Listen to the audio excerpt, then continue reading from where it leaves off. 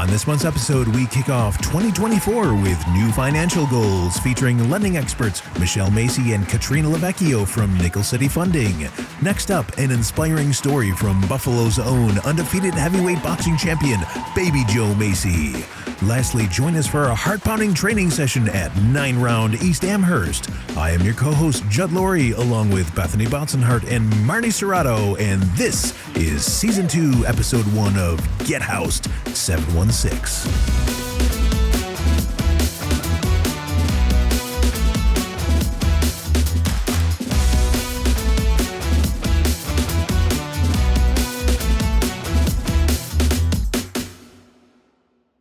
What's going on, ladies? Oh my goodness. Hey, J-Love. Jazzy new music 2024. Love it. Oh my gosh. 2024. Can you believe it? Who knew? Wow. And we have starting out the year with a bang. I'm not going to lie. Talking about financial fitness. With a pow. Pow, pow, pow, pow, pow. That's because Baby Joe Mesi is in the house. In the house. In her own little private ring. That's right. Yeah. That's right. Yeah. Can't wait to talk with him. What a gem.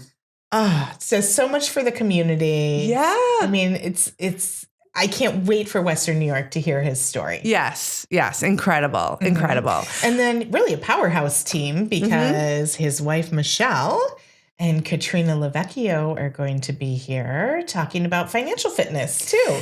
And they are experts. And they absolutely you are. know, I mean, they have the beauty and the brains, right? Absolutely. Yeah. And they're all lot of of it. fun. All of it. A fun group. So this episode is going to rock the house. I can't wait to see you guys on that speed bag. And do some give me some ropes. gloves and watch me go. Uppercut. Boom, boom, boom, boom. Wonderful. We got times. it. We got it. Yeah, no, this is going to be a fun episode. Can't wait. Yeah. Well, they're Episode here. 1 of Season 2. Let's bring it on. Let's bring Michelle and Katrina out. It's perfect. Katrina Lovecchio and Michelle Mesi from Nickel City Funding. Welcome. Thank you. We're happy to be here. Yeah, thank you for having us. So we thought it would be perfect to kind of start off the new year fresh, talking about finances. If you're thinking about buying a house, like now's the time to get started and get prepared and Yeah. what we need to do. Right.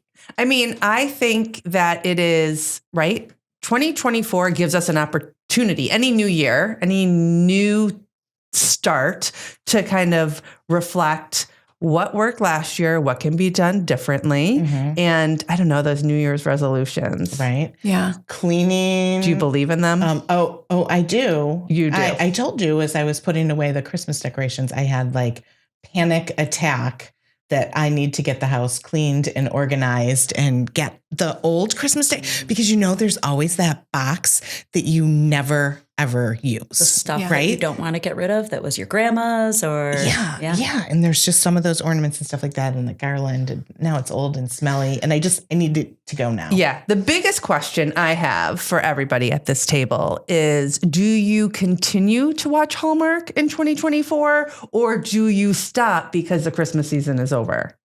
The holiday season. I have an embarrassing confession. Sad. I have never watched a Hallmark movie. Oh my gosh, Michelle, I thought for a minute we were going to bond so hard and I was so elevated and then you just let me drop. At our book club, they were talking about Hallmark and I've never watched a Hallmark Christmas movie. Really? Yeah. And they told my sisters like, it's a rite of passage. I said, I'm surprised you watched them. She goes, no, I hate them. They're terrible. They are. But they're a rite of passage. I watch all of them and I've never watched one. I mean, everyone is the same story, right? Like they come from a big city, they move to a small town, they're saving a business. Is there love? But he's a secret millionaire. There's always love. They always end with the good, the good well, guy. I watch them because we're going right into Valentine's Day. So now you've got all the new Valentine's Day. So you continue. So you're giving me permission to continue. Sure can.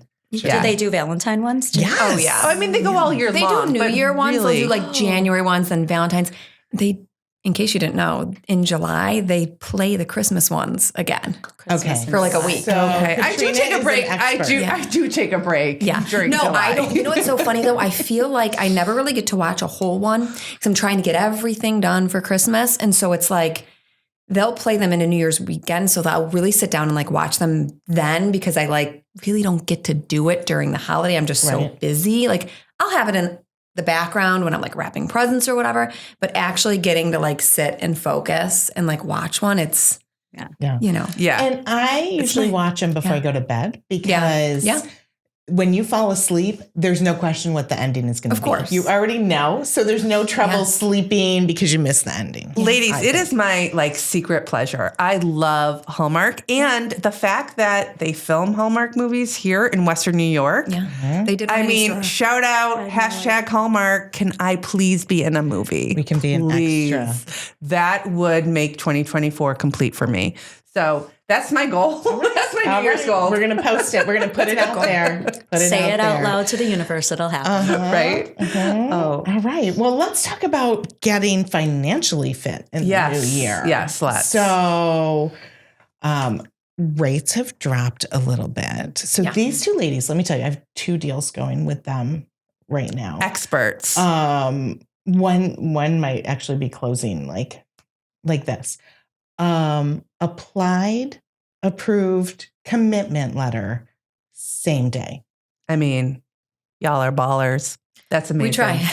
That's amazing. That's unheard of. Right? Yeah. I mean, and last time I looked, rates were at like 8%.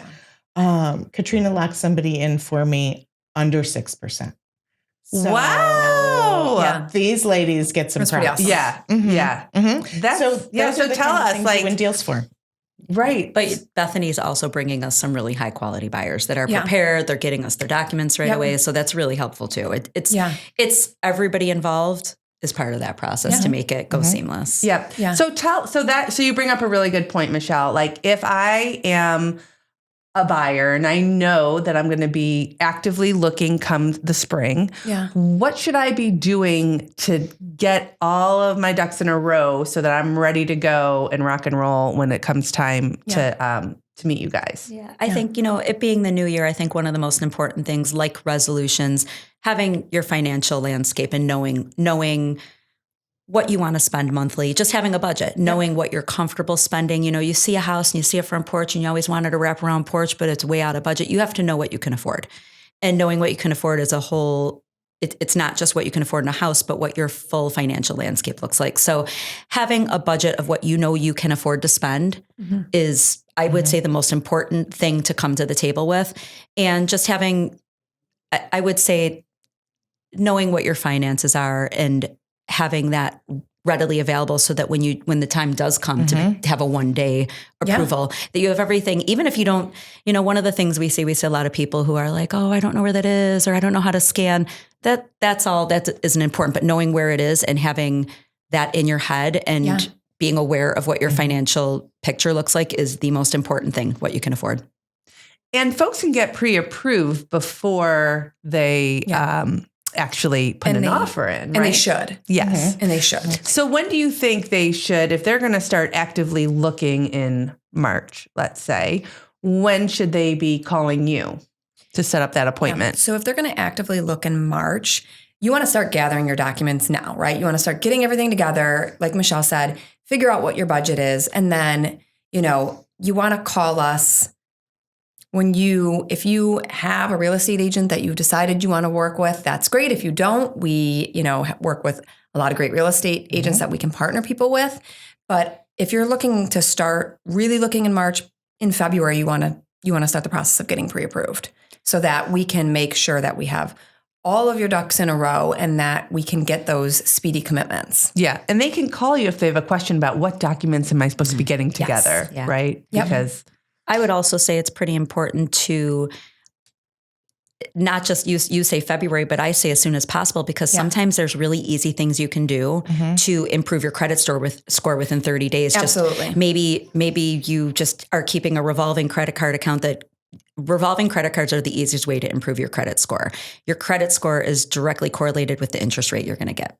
Yeah. So I would say as soon as possible, Katrina, that you talk to somebody and have them do it. We do a soft credit pull just to take a look at what their situation looks like and if there are ways for them to make an improvement, because some people just they just are not, they're not paying attention and they don't know the importance of that. Maybe the bills are all paid, but maybe paying off some of the revolving credit cards increases their score enough to get them into a different rate bracket. So I would say that's good tip. Yeah, Right? it is. And it's just things you don't think about until the time comes. And then all of a sudden you're like, oh, wait, I didn't realize if I did these 3 things. Yeah. You know how you ever go on to like a Credit Karma or something and they're like, here's they give you all the offers, but they also give you tips on how to improve your credit. And you kind of, if it doesn't matter, you're not paying attention. You're just living life the way you always do. But when you're trying to buy a home, those ratios are really important, and improving them can be a huge difference in what your monthly payment is. And I don't know about you, but oftentimes when I meet with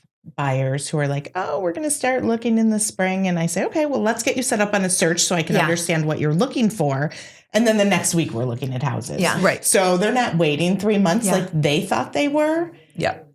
They're looking right away too. So the quicker we can Well, you never know too when started. you're going to find something. That's perfect the house. thing too. You know, like I've talked to people, you know, like Michelle said, I've talked to people and they're like, I want to get pre-approved. I'm going to start looking. And then a week later they find a house, but they were saying the same thing, that they didn't want to buy until, you know, the spring. Right. I have somebody that's closing on Monday and it was that situation. She's like, I want to get pre-approved, see where I am and kind of start looking, but we're not going to do anything to the spring. And they found a house and Jumped on Monday. it. Yeah. And a lot of times, I mean, like we just had this situation where our offers were exactly the same. So we were in a multiple offer situation. Our offers were identical. We could close in 30 days because she had everything done. The other offer was closing in 60 days. So we won because we could close quicker and get it done. 30 days with a mortgage. I mean, that's impressive. That's amazing. That's amazing. Yeah. One of the things I think people don't realize is I think the longest thing for a mortgage process is the title and the attorneys. The attorneys. So, I mean, in Florida, other states where it isn't so attorney heavy and getting a title is easier because it's everything's digital. Mortgages close in 10, 14 days. You know, it's really quick. So the title work here is what takes so long. And if somebody has that stuff in order, it can move really quick. Yeah. Right. Yeah. Great. Yeah. So you're working with buyers all over Western New York. Yep. I know you go everywhere. We feature different parts of Western New York on the podcast. What is like your go-to spot in Western New York? Where do you love to go? What area of town is like your favorite? So for me, East Aurora, absolutely has my heart. We were talking a little bit about this earlier today, and Rick's on Main and the Roycroft are probably two of my absolute favorite places to go. I just love that village.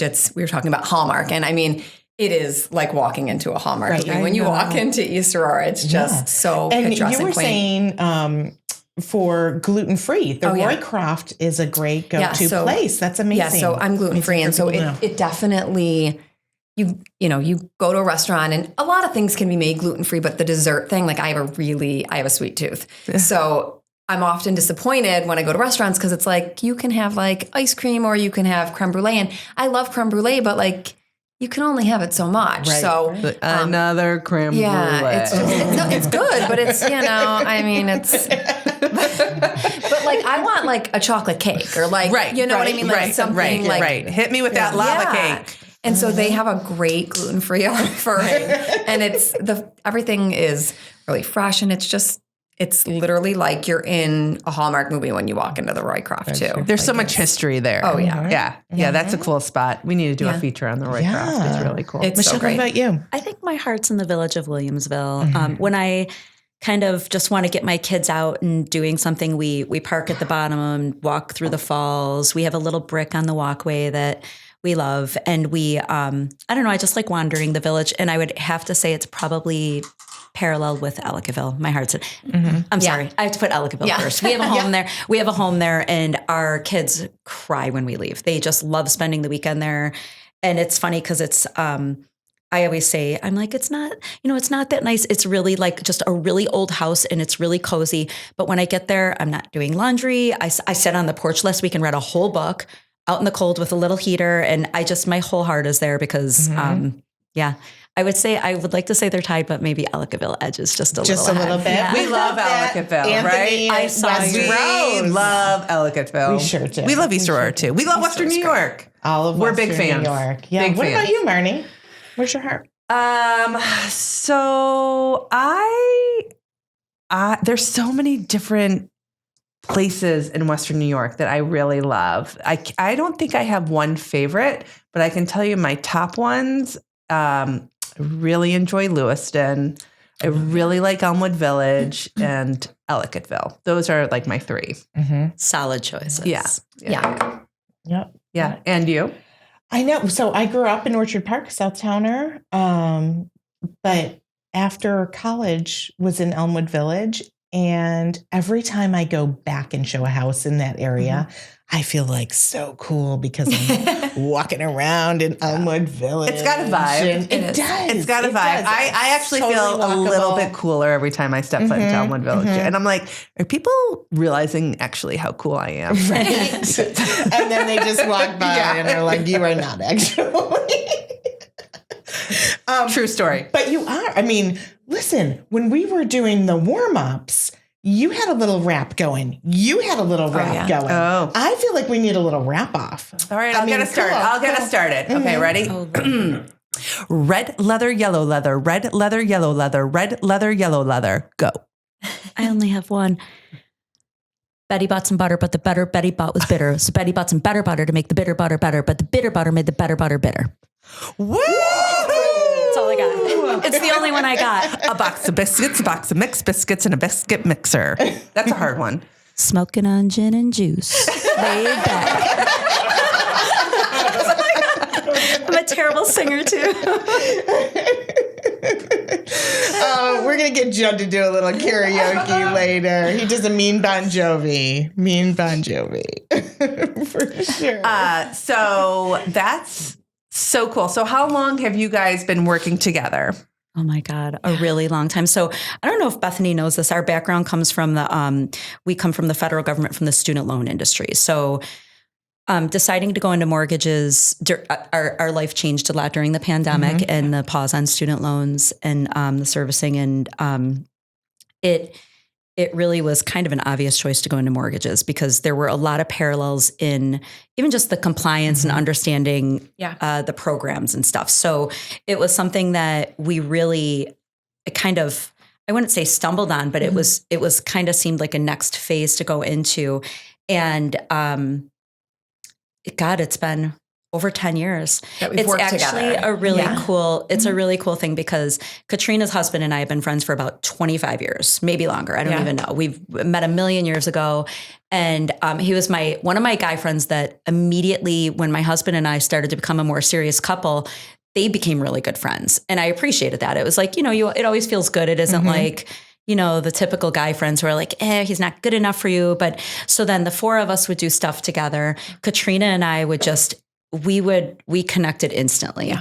And Katrina was, before she had kids, she was, a workaholic and pretty good at her job. And she decided to stay home with her kids. And at a certain point, she was like, I really want to go back to work, but I don't know how I can do it with the kids because they don't have a ton of family support. Her husband works a lot. And I had a need in my business that was really small but could grow.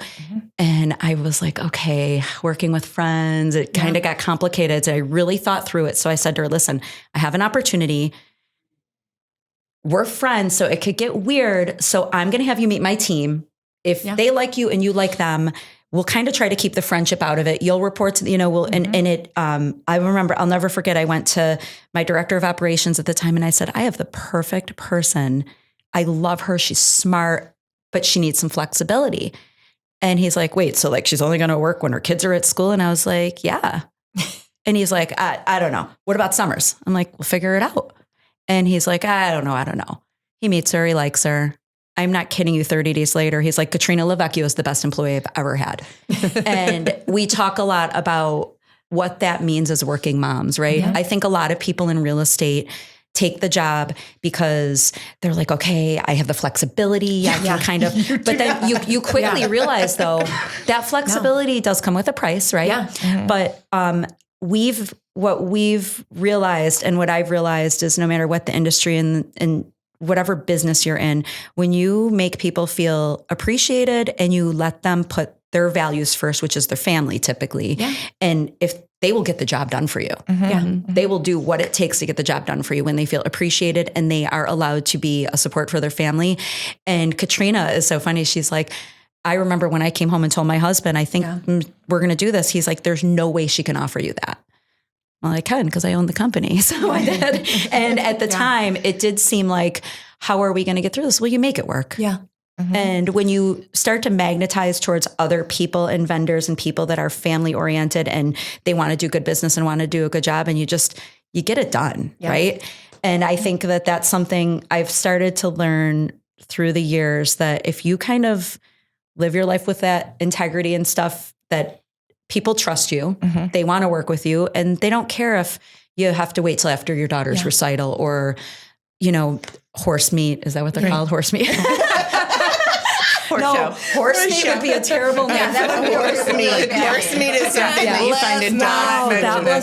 That was a bad one. Sorry, horse show. But no, really, if you that's important. And when you let people live like that, it all works out. It's true. It does. And you guys have a great synergy together. I mean, much like Marnie and I mean, you do things independently. I mean, you have your independent clients, but you're there for one another to fill in, much like we are. I mean, we've got our clients, but a lot of times she's out of town or I'm double booked or something. So we help each other out a lot. And it's really nice to be able to have that person. We joke a lot that we'll say like my partner, and then I'm like, we're like, like life partners, but like not those kind of life partners.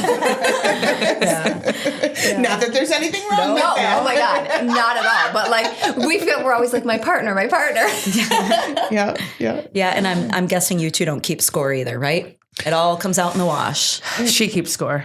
I do. Oh, I would have never guessed you as that type. Just kidding. No. Do not. No, it is. It's really good to have someone that you can trust and bounce ideas off of and laugh with, right? Because days can be hard. And, and I'm sure like not every day is a smooth day. And so it's really important to surround yourself with people in your world, professionally and friends that, help bring you up. Are you guys crabby on the same days, different days, or both?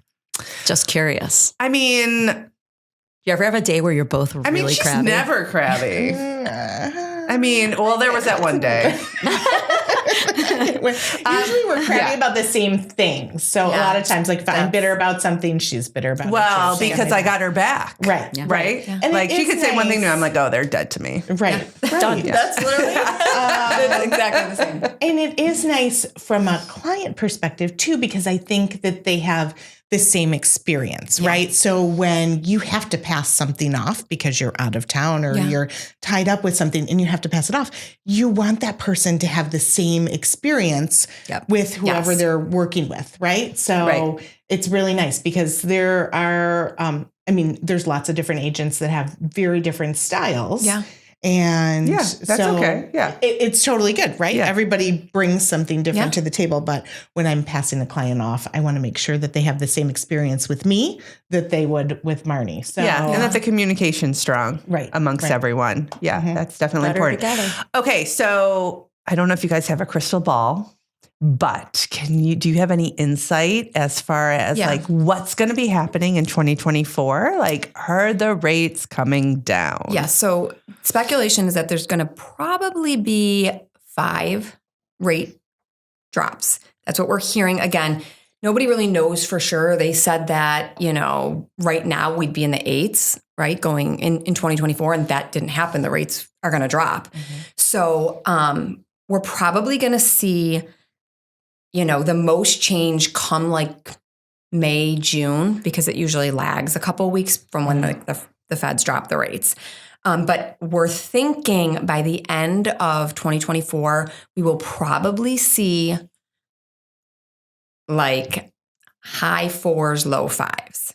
Oh. That's what we're thinking. Again, You don't know because they said where we were going to be now is definitely not where we are. But that's the speculation. I mean, we just locked somebody in at 599. So we're definitely starting to see the change.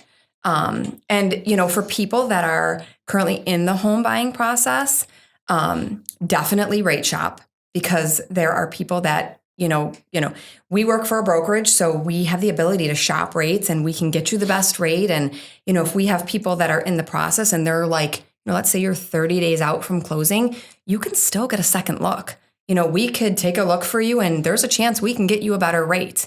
And if a lender you're working with isn't willing to renegotiate, you should probably talk to a different lender. Let me ask you this, because this comes up a lot when I work with my buyers. They are nervous about getting their credit pulled too many times, and that it will hurt them if they go get that second look. Yeah. Can you talk a little bit about that? So when they're in the process, right? Like if they're already in, then depending on how they do it. So we do a soft pull, so it does not impact your credit. Okay. Once we are in the process and we've locked you in, we then do a hard pull. So that will show on your credit. But if they want a second look, we can do a soft pull and it's not going to impact their credit. Okay. I also just want to say too, so we do a soft credit pull just to really get the picture when they get locked into a rate. But we also, one of the lenders we use, they, you guys all know when you do a hard credit pull, not only does it impact your credit, but some of the bureaus, there's trigger leads. You start getting phone calls from all sorts of different places. We use a specific lender that is our preferred lender that we like to use because they're just quick and easy. And they do something called Safe Check, where they spend a little extra money and they kind of like they do something to protect your data so that it can't. They can only do it, I want to say it's 6 months. I'm not totally sure how long, but they're able to really I think that's right, do Michelle. some things to protect you so that your data is a little more protected. And they pay to do that because they think that it just doesn't, you know, when you start getting phone calls and you got a mortgage, you're like, they're mad at us, right? Yeah. Right. They're like, wait, did you sell my information? You know, people don't know. They don't know.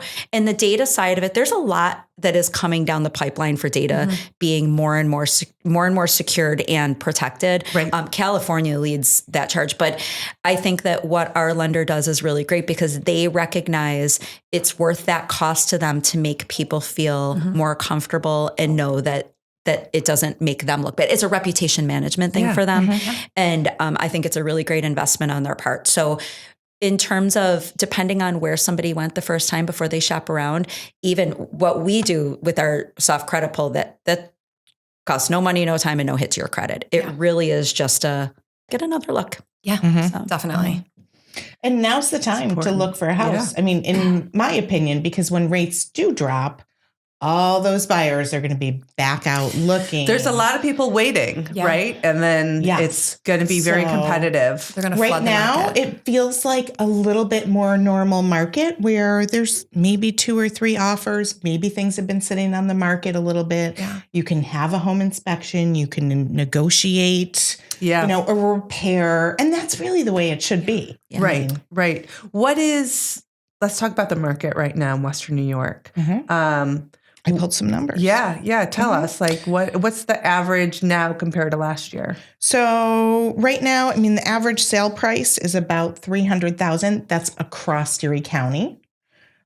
So, you know, higher or lower definitely fluctuates, but as compared to $285 last year. So I was going to say 300 is higher than what it has been. So for those sellers who are maybe worried that like, oh, higher interest rates, now's a bad time to put my house on the market. It's not. I mean, the home prices and the values are there to stay. The comps are supporting it. We've had a lot more homes closed. So I don't think that we're seeing appraisals that aren't going through as much. And the buyers that are out there that can pay a little bit higher interest rate, I think are very qualified buyers. And folks are still moving, right? There are jobs here. There's opportunities. People are moving to the area. Love Western New York. And I think that if you are thinking about selling your house, it's a good time, right? Because there's not a ton on the market right now. I would say don't wait. Get it on sooner rather than later because it is, there are people that need homes. Well, Right. And then they don't have 6 or 7 choices. Yeah. They've got 2 maybe in a zip code that they're interested in. Right. And versus unicorns don't exist. many. Unicorn timeframes where there's perfect rates, perfect. Yeah. It just does. Yeah. There's Right. always a give and a take, right? So when the rates are low, the demand, the competition is high. When the rates are high, the competition is low, and it all just balances out. I think one of the things that I think is important to remember is, you can always obviously refinance, but your home accumulates on average, I would say about 4%, right? So every year to year, my daughter bought a house during the pandemic, my 20, now 26-year-old. I was so proud of her. She bought a house at 23 years old. I pretty much was like, do not move into an apartment, live home for a year, please, please, please. She bought her house in 2020. I just had her do a reappraisal to try to get her her mortgage insurance kicked off. Her home is worth $100,000 more than $100,000 more. And so now when I tried to beg her not to move into an apartment because she wanted a dog and she just wasn't ready, and I'm like, please live home for a couple months. Like you're there, everything is perfect. She had a great job. What I said to her when she got the reappraisal, and she's like, Mom, owning a home is so hard, and the lawn and all this stuff. And I'm like, do you know you have $100,000 in the bank? Right. Yeah. that $500 appraisal, you have $100,000 in the bank that you didn't have yesterday because of it. So, and it's not going down. She lives in a great neighborhood. That's just, it's a refi. Actually, my father-in-law lives in the neighborhood, and we've been driving through there for a gazillion years, and you see all these, old people, and now you're starting to see families. It's getting another life. It is. It's such a beautiful house. Keeps a beautiful home. But so when you So took, nice. I follow a financial guy, and he's really, really smart. It's almost even over my head because he's just so brilliant. He does this math in his head, and I'm just like, could you write it down? But he does this kind of like in and out thing. So people focus on these numbers, this number, this number. You have to look at what's coming in and out of your household. So if you're obsessed with that 3.5% rate, but you're building credit card debt because life is expensive right now, and your credit cards are in the 20s or whatever they're at, what's coming out is much higher than if you maybe do a cash out refi, get it all consolidated. Yeah, maybe you're in the 6s, 7s, but maybe that number out of the house is $1,500 less than it would be. So I think that not obsessing over, because there is no unicorn, and not obsessing over where the interest rate is, you got to do what's best for your family within your affordability, for the longevity of a mortgage.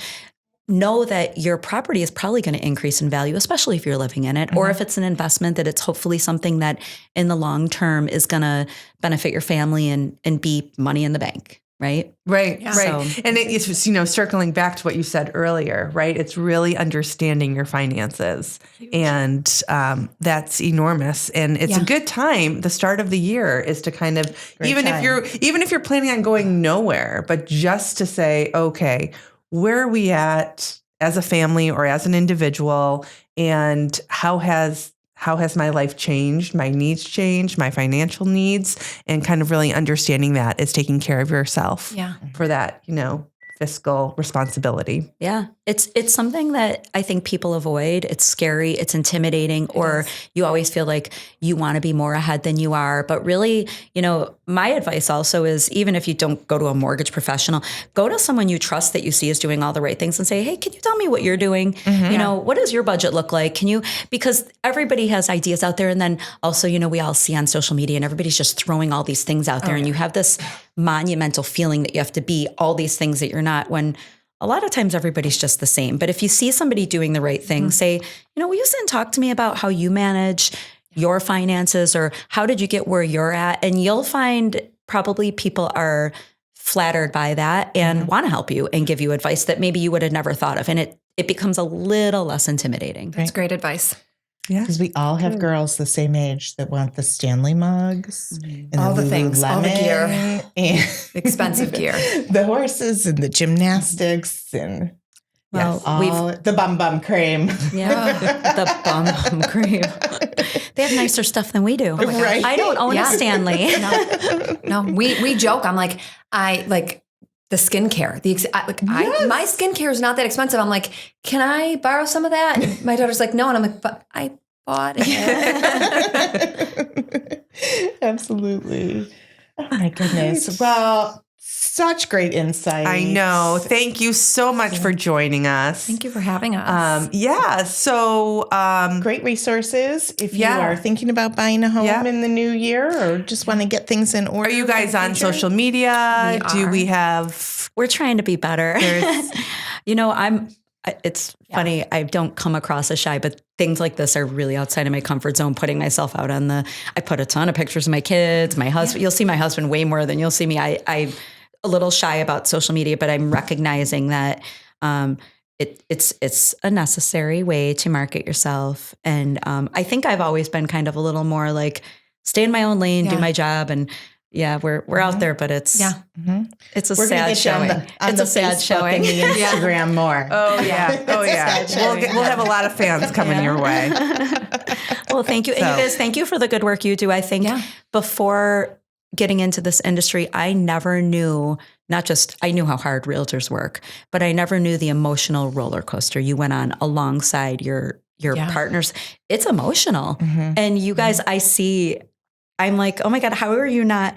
I don't know. The other day I was on a call and Joe was like, can't we just give that guy the $1,000? It's like you start to feel invested, like you want to help them as much as you can. And you want to give them what they want. And you want to do everything you can. And so the emotional piece took me by surprise. I didn't realize. I thought, you do what you do and you move on. But no, it becomes, and I heard you say it in the podcast, they become family. I like how you said, I knock on their door. They may not want me there, but I'm coming in to visit. I love a Popeye. I love a Popeye. It's really, and really sometimes sweet. I text now too. I've had a couple. It's really sweet. So thank you guys.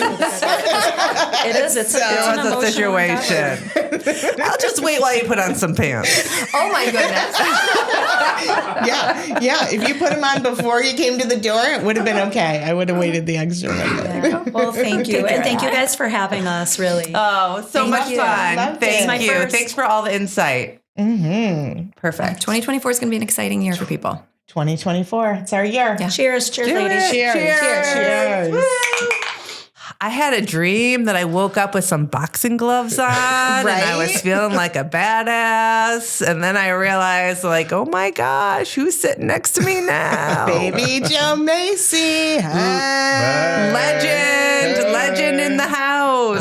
Thank you guys. Thank you for having me. So, I mean, what better way to kick off the new year, first episode, talking about getting healthy, getting fit? I mean, you and I. We've got 12 months to work on it. Right. You know. So we don't have to be like out of the gate. But I mean, if you have the opportunity to sit down with Baby Joe Mesi. You have to start in January. Everyone starts in January. So we had time. We're all just starting. How long do people last? We're all just, right? Like they continue on. A couple weeks, I think. That's probably the data will show a couple weeks. But I'm committing to a healthier me in 2024 too. Okay. All right. So check but in you're with not me gonna, February 1st. We'll see.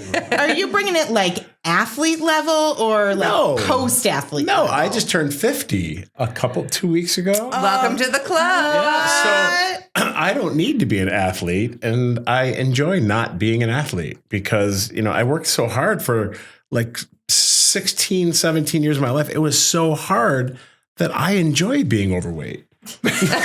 It's just fun. It's a good time. I had my coaches yelling and screaming and chasing me in the vehicle when I was running, and everyone thought, well, that's what you do for a living is work out. I'm like, it's terrible. It's really, really hard. It's hard. So I enjoy my life now. I don't need to be an athlete. So I have a question. Is it, I'm thinking of your training, like with like vehicles following you. Was it like Rocky? Very much Like so. I'm hearing the music in the background. Dun, Very, dun, dun, very dun, much dun, so. dun, I mean, there was a dun, point. dun, I mean, I would dun, train in dun. Houston and Puerto Rico. And I never really ran alone, but you were talking like 4:35 in the morning, and there was a group of boxers, and it was dark, so they had a couple cars with lights, and they'd play music out of them. And there's Memorial Park in Houston. We'd go there 5 a.m. and run. And when I was in Buffalo, I ran at Delaware Park. I was like, kind of at the time famous for being seen 5:30 in the morning running around the park. People would beep, and it was really nice. But they would let a car follow me, and my trainer won. So it was really it was fun. A lot of times media was there. It was fun, but it was hard. I'm not trying to be like pat myself on the back. I worked really hard. It was hard. Yeah. It was hard. So, Well, if you need someone to chase you in a car next week, just let me know because I'll be there. I can play music out. I can sing for you. Right. You got this. I do sing. I do sing when I'm running. She doesn't mean birthday song. I'm not going to lie. It's pretty impressive. It was just Bethany's birthday. Yeah. A lot of verses. Yeah. You think you're done and you're not. And it can be intimidating. So, I mean, we did a little thing at 9 Round. I mean, and I love going to 9 Round in the morning without cameras and a microphone on. To have that, I mean, to have the paparazzi and all of that. I mean, 9 Rounds is a great place, by the way. It's it's fun, it's quick, it's easy, it's convenient. Right? And boxing fitness right now, not that you're going to be an Olympian or a pro boxing for fitness is the best workout. And all these other professional athletes, people in the NFL and NHL, they are incorporating boxing into their workouts, not for the fighting aspect, but for the cardiovascular aspect and all for the drills. And it's very, for agility and balance, and it's beneficial in every aspect, and, you don't see many boxers playing football and soccer, but everybody is coming back. The kids are doing it and moms are doing it. And it's a popular, not just sport, but a fitness. Yeah. plan, Right. We love an uppercut. It works the best. I love an uppercut. You know what? I started doing Tybo. Billy Blinks. Billy Blinks. Yeah, right? I remember. And I would put those tapes in and be like, uppercut. Like, so. But you know what? They work. And it's like dancing works because dancing and boxing, they're identical, I think. And like, so those videos, those like gimmicky videos, they all work. Right. And I think it's, it's just moving. And I mean, there's no better fitness than boxing. And I don't think there's really better athletes. Again, I don't think any other professional athlete is going to go 10 rounds. It's not the same as doing 4 downs or even it's just different. I'm not saying one's harder, one's better. I'm just saying the best athletes in the world are 10 and 12 round boxers. It's that difficult. And now tell us about your dance moves. Are you a good dancer too? For a fat guy, I could move pretty good. Pretty good? I'm pretty good. Yeah. We heard now, is that where you met Michelle on the dance floor? Because we heard she's got a pretty mean move too. I've always liked it. I just like dancing. And even a couple of times in Buffalo through the years, they've done like the local celebrity dance-offs. And I think I've won a couple actually. Right. And they're fun. They're fun charitable events. Dance-off. I think for a big guy, when you move in the ring, I like the move. I don't know. Right. I enjoy it. Yeah. How did you get started in boxing? It was kind of a fluke accident. Nothing's an accident. God has a path and a journey for all of us. And I don't know why he gave me this journey, but I do come from a boxing family. So my grandfather and my uncle, not my father, but his brother, my uncle, were boxers. And, back in the 1920s and the 30s, 40s, 50s, Buffalo has a very rich boxing history. People don't know that we've had 6 world champions from Buffalo, although it's been a long time since we've had one. But boxing was very popular back then. So my grandfather would show my brother and I, when we were younger, his clippings. He even had old gloves, and he was a Golden Glove champion in 1929. My uncle was a Golden Glove champion in the late 50s. And that's when the Golden Gloves would sell out War Memorial. I mean, it was just that popular. And they were proud of their clippings. So my brother and I were always drawn to boxing. Never thought we'd do it. We never thought we'd be boxers, but we just liked it. And it wasn't until after high school, we were very athletic, my brother and I, but we were like, we're not really athletes anymore. And my dad was a Buffalo detective. And he's like, well, why are you 2 animals beating each other up in the basement? Why don't you go to the Police Athletic League gym? Because it's free and they have a boxing program. We're like, they do? Today, I'm on the Police Athletic League board. Like, I love the Police Athletic League. It started my boxing career. They do way more than that, but it kind of just unfolded like that. And I think back now that I'm 50 and I look back, I'm like, why did that happen? And why me? And I mean, everything kind of just happened perfectly. Right.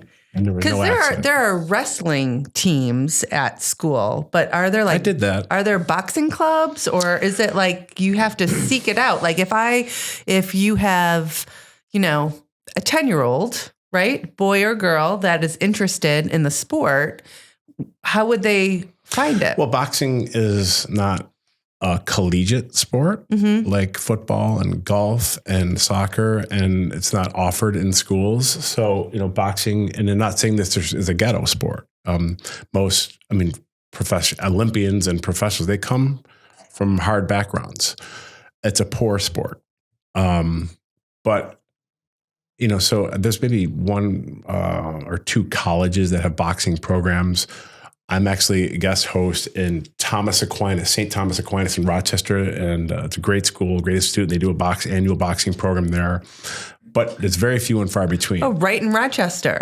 Oh. But it's very few and far between. If I'm not asked, I'm going to say twice a week, and I could be at the bank, I could be at the gas station. Excuse me, Baby Joe, my son and daughter, they just want to get fit. Where would they go to box? I honestly don't really know. Okay. In Buffalo, I know there are boxing 9 gyms. rounds.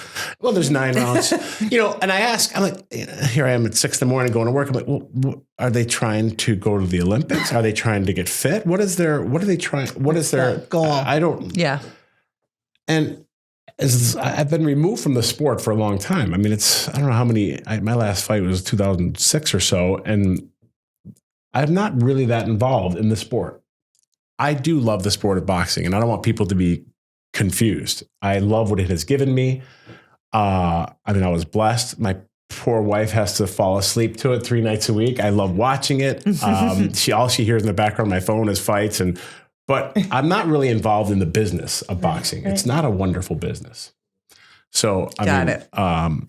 Yeah, but it's great exercise. It's great exercise. Yeah, and it's probably helped you in your career now, because helping people with chronic pain, I mean, you can relate to some of that pain. Well, even more than that, before I get to what I do, like boxing and life, there is no better parallel. There's no stronger metaphor. Boxing, I can't believe the gift God gave me, what it did, because I was kind of a young, immature, late bloomer. I can't believe what it taught me and prepared me about in life. And now today I do public speaking, and I speak at schools. And I've spoken at conventions with physicians and different audiences, and whether it's motivational or just talk about my head injury. But the metaphor that why do boxing movies always succeed? They're always such great movies, because it's not the boxing, but it's always an overcoming story. And, you're going to be in trouble in that ring. You're going to be in trouble in life. You're going to be pinned in the corner. Metaphorically speaking, it parallels so nicely. And it prepared me for life. I hit a few bumps and, along the way, but it really prepared me for my family life, for my professional sales career. And it's the gift God gave me. It's not the gift, it's the tool that God gave me, boxing, to help others. Because God, what does boxing mean? And it doesn't mean anything. God gave me that tool. So I don't know. So I could raise money, so I could talk to a kid's school, so I could talk about organ donation or Parkinson's disease. My dad has Parkinson's. The little things that I've raised this community a lot of money through the years. I always will. And I am a true ambassador of Buffalo, New York, because of boxing. I gotten to travel the world because of boxing. I'm so blessed. I love nothing more than traveling, but except Western New York will always be my home, because I owe these people. They made my career, and I love it here. I just love Western New York. I love boxing and Western New York. Those are the two favorite loves after my family. So Western New York loves you. Yes. How did you get the name Baby Joe? That's a family. I always disliked it. Now that I'm 50, I don't mind it, but I never. It's growing on you. My dad's mother. I was the baby of the family. It was just my brother and I, but we had cousins, and I was the baby. I was just, and not hard to believe. I was a chubby, pinch my cheeks kind of kid, and very late bloomer. But I was a tough kid. I was not athletic. I was just tough. And I was just Baby Joe for my grandparents, so, there's a lot of Joes in our family, and my son is Joseph, and I'm the second, he's the third, but they're even cousins. We've got tons of Joes. Even my in-laws are Joes. So I was like, I'm done with the Olympics in 96. I'm like, I think I'm going to turn pro. And I'm like, I really need a tough like nickname. And my family, they were around in the kitchen like, it's Baby Joe. And I'm like, oh no. Like, really? Like, I'm going to be on TV with that name? And so I don't mind. It's stuck. And, One of my favorite stories is Karen Baker, when she saw you in Ellicottville. She's a good friend of ours. And she's like, I saw him in tops. And I was like, hi, Baby Joe. I just want to introduce myself. My name is Karen. I'm a huge fan. I love it though. It's People, adorable. I mean, people still, I can't tell you, I could be in line at the bank or I could be anywhere, and people have such wonderful memories and stories of those great fight nights. Mm-hmm. Sometimes it's whether it was at the University of Buffalo on ESPN or at the Niagara Falls Convention Center on ESPN. Maybe it was HSBC Arena. People went to Madison Square Garden to see me. People went to Mandalay Bay. They went to St. Louis. I mean, they always have a great story and fun memories. I could tell you, and I love that. I love that they enjoyed it that much. And I always say that, I could have been born in Houston or LA or Phoenix or Miami. Would I have been an undefeated fighter, 36-0? Maybe. Would I have drawn 20,000 people to the arena living in those cities? Absolutely not. Never. I would have been, there good fighters come from there. I would have been a dime a dozen. I would have signed with Don King, and they would have, one day I would have been used up and thrown to the curb like most other heavyweight contenders. I went to Don King's home and he tried to get me to sign a big contract and tease me with an unsigned check. And I went through all that, but I had a secret weapon, and it wasn't my boxing ability. I had Western New York. So I had something other fighters didn't have. Was I that good? No. I just had a special niche. And I remember telling Don King in his kitchen, he's like, and I was a young pro right out of the Olympics. And he's like, we're going to sign you. We're going to take such good care of you. We're going to be making so much money together. And he's so loud and obnoxious. And he's like, but I got to tell you something. My dad didn't like this. My dad was with me because he had a different plan. My dad was a very good marketing guy. And he goes, we got to leave Buffalo. Name the last heavyweight contender that came out of Buffalo. I'm like, I don't know. It's been a year. I don't know. He's like, we got to leave Buffalo. And my dad immediately, he's like, no. He's like, we'll fight anywhere and train anywhere, but we're bringing boxing back to Buffalo. And Don King's like, no, you can't. He's like, no one, not Buffalo. Go a few years later, we sold 20,000 seats, 3 different occasions at then HSBC Arena, and Don King was here calling back, going, how do I get involved with you guys? You guys did it, I got to give credit to my dad, but and the people of Western New York, right? It's that we did it together. It's the community. Yeah. You think of there's just so much pride, right? And to have like your hometown athlete succeed. I mean, yeah, we got your back. Like you think of like we back up the Bills, and they've had some rough seasons, and everyone's still right behind them. So yeah, I think it's the community. It's the hometown. Yeah, and it's not even sports. It's rallying around people in need. Someone that the Ride for Roswell. Well, yes, and I remember Emily Lampa, who was AM Buffalo, saying the same thing, that it's not awkward because, you go somewhere and they don't recognize you in Los Angeles because you do local AM television. But when they recognize you at the grocery store, it's really special because you're their neighbor. Yeah. And people love to feel connected to their neighbors. It's great. I feel I'm reminded of that often. I told a story recently. My boss came into town, and I'm in sales, and he rode along with me for a couple of days. And now we got to go to the gas station. We're going in and out of hospitals, and he was kind of quiet. He knew about my background. He knew, but everyone is just they're going, "Hey Joe, hey baby Joe," and I'm just nodding, and I'm not really thinking much of it. For 2.5 days, he was with me, and he was leaving, and we were just saying goodbye. I think he was getting on a plane. He's like, "Do you know, like everybody just do you know these people? They all just say hi to you." I'm like, and it just kind of hit me. I'm like, no, I'm just all over West. They're just not. They're just saying good morning and saying. I walk around and people just go, "Hey Joe, hey Joe, hey baby Joe," and they're so nice, and they're just. It's amazing. I think I've just been around the community so long. That's amazing, and I'm so grateful. I just feel so welcomed, and I just love. I mean, I owe this community. I love this community so much. Yeah. Different than Marnie and I, who have to give ourselves high fives in the mirror in the morning before we leave the house. And each other, right? No one's saying, hey, it's the Get House team. Maybe now, Almost, though. Maybe almost. now. I think now they will. Yeah, to have. we're Good to almost have there. goals. Almost Hashtag there. I goals. think now they will. Yeah. I think you guys do okay. Yeah. I mean, they're certainly saying hi to Judd. Right? They do. They recognize J Love. For sure. But it's fun. I also recently told a story. My wife and I were coming home a few months ago, and we had an Uber, and it was a weekend, and a babysitter. We had a night out, and this Uber driver was quiet. And if anyone knows my wife, Michelle, she's not quiet. And she was talking in the back, but he pulled into the driveway, and he goes, before you guys get out, and he goes, I just got to say, you're Baby Joe, right? I go, yeah. And he goes, I mean, I was in 8th grade and you spoke at my school. And I'm like, it had to be a long time ago. And he's like, I just can't tell you. Like, I was heading in a bad direction and you moved me and your message was great.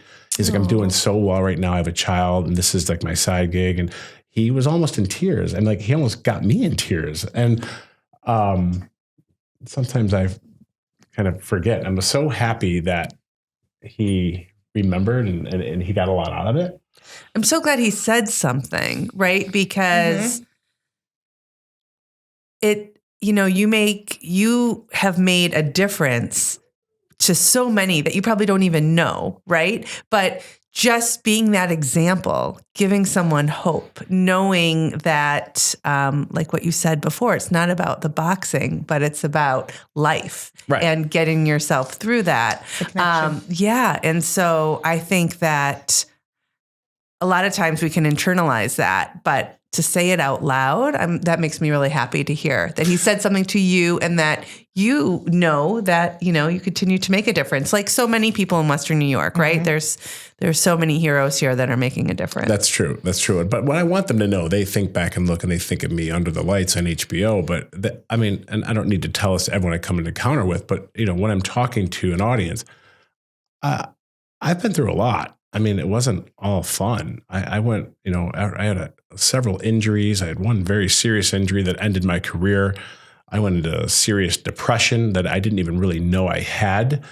And, I'm abusing alcohol and drugs for a while. And I was kind of lost. And I was like, what am I going to do that's going to make me happy?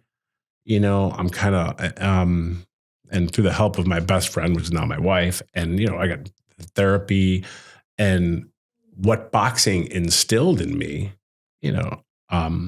I got out of that and I'm happier now than I even ever been. Love my job, love my family. I love what I do. I love, boxing. And I have to wake up and say, I was blessed to have given that gift. Who cares? And I think I was just younger and immature, but, you have to be resilient, and you can't be resilient without suffering. And how you can't, it's all part of the journey. You have to. Story. And we all in life, and my problems were no different than your problems in life. And we all suffer. We all lose. We're all going to have experienced loss. We're all going to have our injuries. It's okay to mourn, but damn it, you got to get back up and you got to move forward. And there's no excuses. And that's the most successful and the most resilient. They suffered. So you have to, and the sufferings, you have to look, they're your blessings. I know it's hard to say and because it got me here, right. So I have people say, do you miss it? I mean, imagine if you didn't get hurt, or imagine if you just lost that fight that you got hurt, you would have bounced back and you would have gotten that title shot that you so deserve. And I'm like, well, thanks for ruining my day. You're right.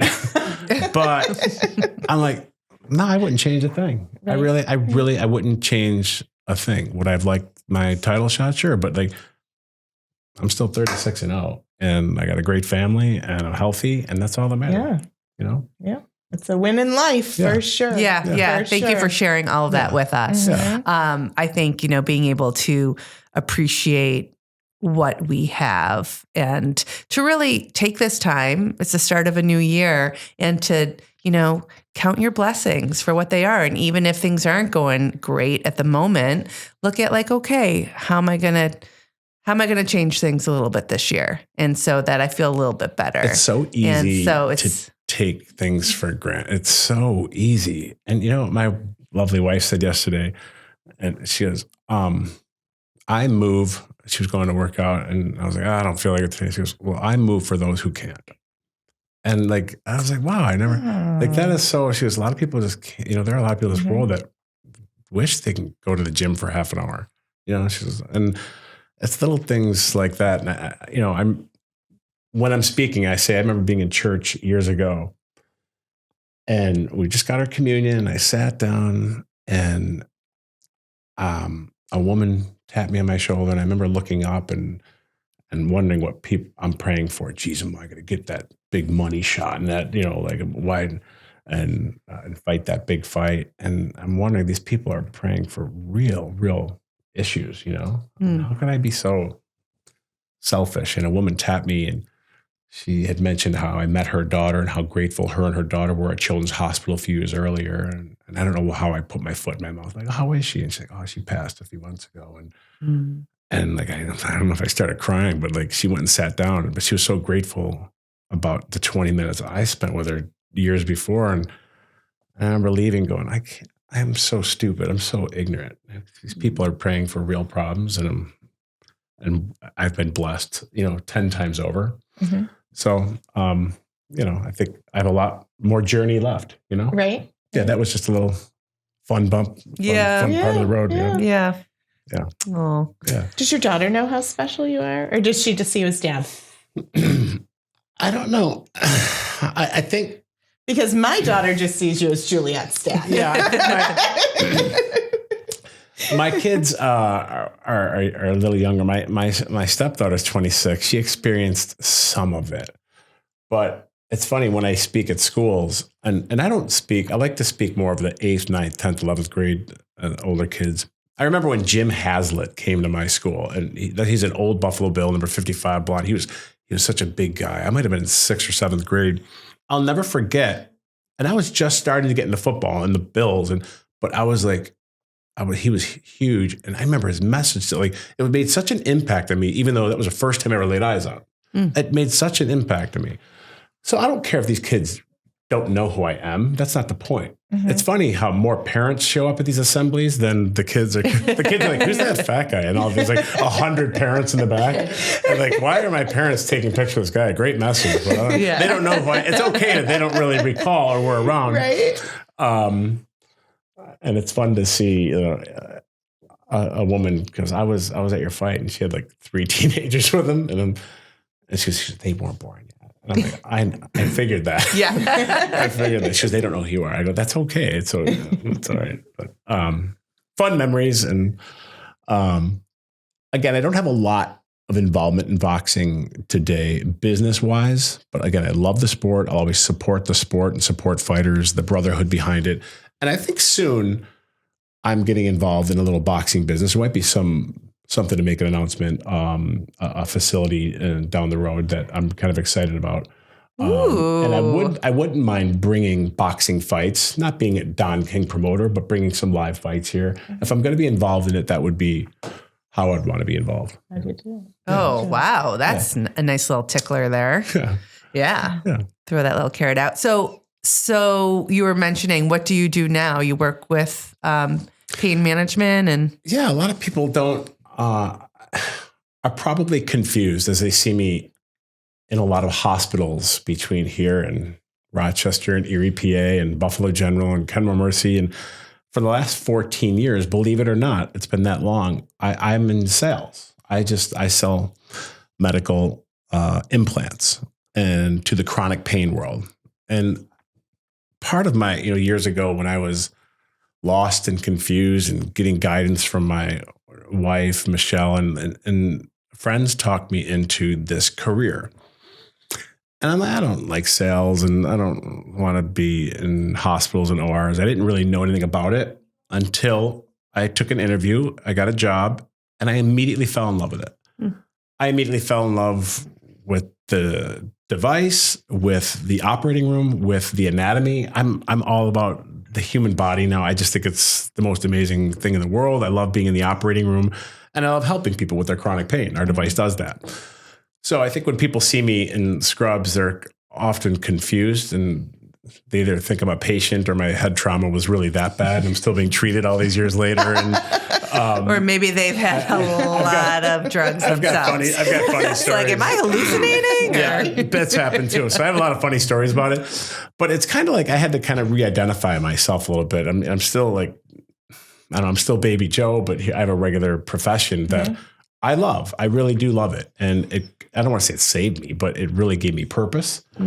And I have other business interests but that's my what I've given. I devote my life to now is I work for a small company named Curonics, and we implant a small device to distract people from their chronic pain. And it's something that I could relate to and educate patients on and physicians on and train them and treat as many patients that need to be treated.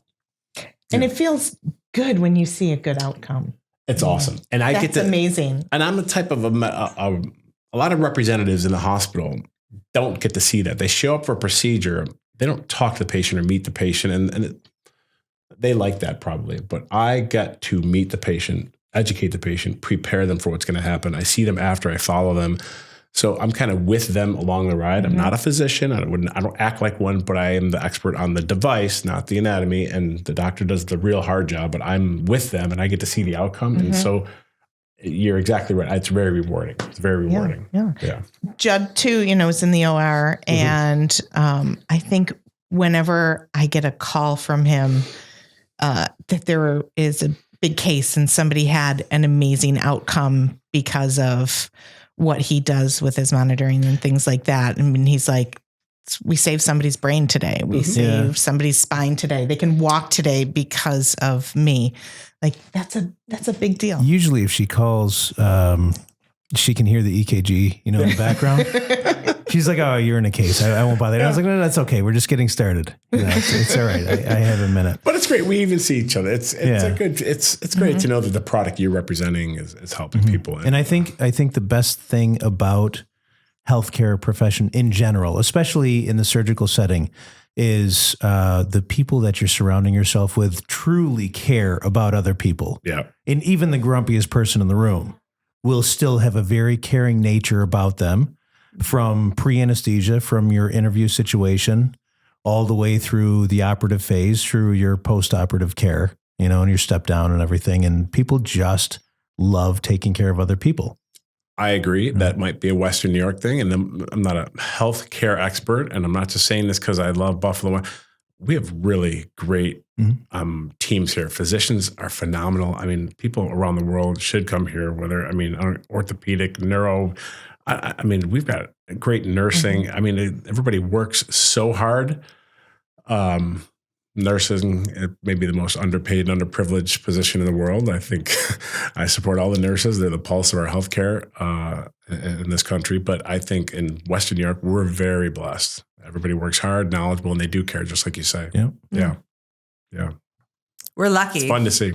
Lucky. Yeah. We are lucky. This is a lucky day. Yeah. I mean, know. look at us. Amazing. We had some power interviews. Yeah. today. Well, I feel really inspired. We had a power couple join us. So that's amazing. And I am also inspired to get healthy, financially and physically. Right? It's the time. We've got some memberships are soaring across Western New York. Right. But we're going to be the team that sticks with it. That's right. Oh, okay. That's All right. That's All right. I've been known to fluctuate through the years. I don't know if you know that. Maybe. So you never know which show you're going to get, like a small or big. But I'm gonna stick with it. This is the year. All right. Maybe we're going to check in. We're going to check in on interest rates. We're going to check in on your weight. We'll see how it goes. Yeah, weigh in all the way around. Perfect. Thank you, Baby Joe, for joining us pleasure. today. Thank you guys. You guys are wonderful. Gosh. Thank you so much. Amazing. Great. Thanks, Pod Squad. Looking forward to another great season. Yes. Who even knows what's to come? Episode 2. Good morning, Pod Squad. Here we are at 9 Rounds East Amherst, and we are ready to get sweaty. Ready to get going. Woo! we're here with, oh, sorry, I stepped in her foot already. It's not going to be good. So we're here with Allie. Allie is the owner. She's the lead trainer. Yes, I am. I've owned 9 Round East Amherst for almost 7 years this February. Amazing. It's amazing. I started coming here like right after the pandemic, but before you had to wear masks. Yes. And hung out, loved it. You get like this energy in the morning. It's amazing. And you are strong and tough. I think that have you seen a difference since you started coming here? Well, yes, I've definitely gotten stronger. Allie helps me. Still I'm not the most So, Allie, I am so curious to learn about 9 Rounds and East Amherst. And I mean, I really don't know much about boxing, although you may not know because I do look like the part. Yes, you do. And you know what? Back in the day, I did Tai Bo. Okay. Yes. Okay. Yep. Uppercut. Yes. Uppercut. Yes. All about the air. I got you. Yeah. Mhm. So tell me about 9 Rounds and sort of the Wow, he's good. We're big here. Yeah. He's good. Okay. All right. Okay. So I can't go that fast. it's a learning curve, right? So the cool thing about 9 Round is it's a 30-minute circuit. It changes every single day. It's for all fitness levels. So whether you're like Dan, who's been with me for years, or brand new, walking in, that's the best part about it. You always have a trainer show you what to do at every single one of the stations. We can modify, change anything if needed, making sure that you feel comfortable, but also you're getting a really good workout in. Okay? I have a really good staff of experienced trainers, so we make sure that we're showing you the attention that you need, but our key is that we have no set class times. So the busy mom and the busy person and the student and the dad, you literally can walk in whenever we're open. And we're open at 5:45 a.m. until 11 or noon. We reopen in the afternoon at 3:30 p.m. till 8. You get to walk in whenever you want, and you just pop right into the workout. So it's like the most convenient thing. And how long is the circuit to do all of the 9 rounds? To do all 9 rounds, it is 30 minutes. So 30 minutes busting your butt hardcore. If you pick an unlimited option and you're like, I want to stay a little bit beyond that 30 minutes, you have the opportunity to do so. Sometimes they stay and stretch a little extra. You do. It's important to stretch, Bethany. And you have a heart monitor, so you can watch your heart while you're doing it to see how your workout's going. Exactly. Good, You can set good. a goal. We try to do different motivators. Getting your butt in here. We want you in here 3 days a week. I like that. nothing Get your crazy. butt in here. Yes. Just something that is for the normal person, the average person who needs to work out. Nothing crazy. 30 minutes. Let's go. You know, because boxing can be intimidating. Like for me, it was like, wait, we're going where? We're doing I know. what? Well, our good friend Baby Joe, we're not ever going to be at his level. Well, maybe we will. That's true. I like it. Aim high. All right, that's our goal, Bring Allie. it, baby Joe. Bring it. By the end of this 30 minutes, Baby Joe, we're ready for you. Yeah, so that's the best part is all fitness levels. And you should feel comfortable in here because we're the average people, right? So we just want to get in here. Our main goal is fitness. You don't need to leave here and go punch someone or kick someone, but we want you to get a good workout in and have fun at the same time. Can someone just come and try it without signing up for membership? Yeah, so your first workout is free if you are considering a membership. Because we want people in the door who are realistic and are like, okay, I want to give it a try. I want to see if there's something that fits my routine. We do a $30 drop-in fee. If you're a friend or you're a neighbor, you want to just bring someone along with you. But we really want people in here who are like, I want to give it a shot. I want to be open to what we have to offer. And long term, the people that are working out are definitely, you've got a lot of long-term members. Yeah. They're not just come and go. Yeah, I'm really lucky. I have a very loyal following. We have people who have been with me for 8-9 years, 1,500 workouts. Kim Steika, what up? Okay, I have people who want to come, and every day they have the best energy when they come in. So. And Ken. Look at Ken. He's lost over 100 pounds. Ken has, I know. Off Go blood pressure Ken. medicine. I see him every morning. Yes, he kills Okay. it. That's amazing. Yeah. That's amazing. Way Big to go, things Ken. here. Big things. You know what? I love the community because what you're describing is support and community. You're getting a great workout in, but you're seeing familiar faces and you're feeling good about yourself and about being here. Yes. So I can't wait to give it a shot. Yeah, All I'm right. excited. You guys Let's are go. really- Let's go. Yeah. Let's do it. What is it? Fly like a butterfly, sting like a bee. Oh, okay. That's not our motto, but we can do it today. Muhammad Let's go. Ali. That's Yeah, Muhammad let's go. Ali's motto. You got the stance. We're ready. We're ready. I'm gonna give Bethany a right hook. There you go.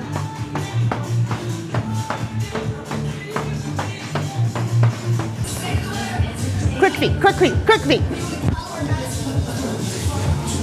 10 seconds. Quick feet. Your left hand, we're doing 20 punches. 1, 2, good. 3, 4, 5, 6, 7, 8, 9, 10. 2, 3, 4, 5, 6, 7, 8. Folks, bringing your arm around, keeping your elbow up and your thumb up. Good. You're going to lead with your left. 1, 2, 3, 4, 5, 6, 7, 8, 9, 10 more. 2, 3, 4, 5, 6, 7, 8. Good. Uppercuts, elbows up, knuckles up. Yes, here we go. Ready? And then bring your hands up. Typo, baby. There it is.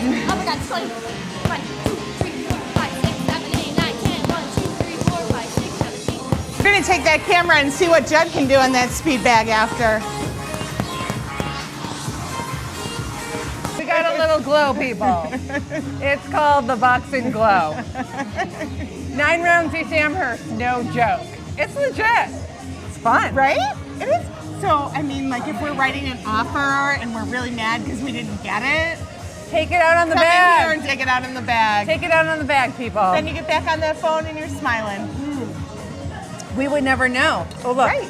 Teamwork, teamwork. Cheers, stepping in to that personal training. Okay.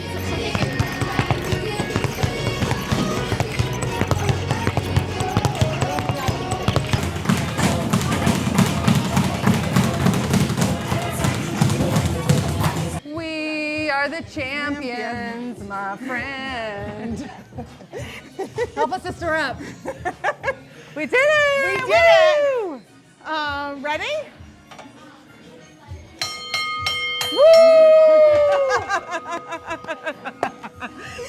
Hey, Ellie, thanks for helping us get fit in the new year.